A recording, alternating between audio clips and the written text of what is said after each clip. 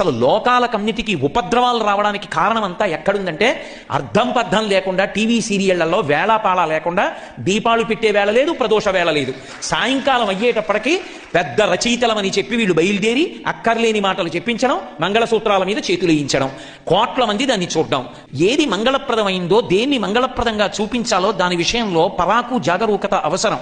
అటువంటి మంగళసూత్రాన్ని పట్టుకుంటే తల్లి అంగీకరించదు. కానీ కడుపున పుట్టినటువంటి బిడ్డడు అమ్మకిచ్చేటటువంటి బహుమానం ఏమిటి అంటే 1కి 100 మాటలు అమ్మ మెడలో మంగళసూత్రాలే పట్టుకుంటాడు.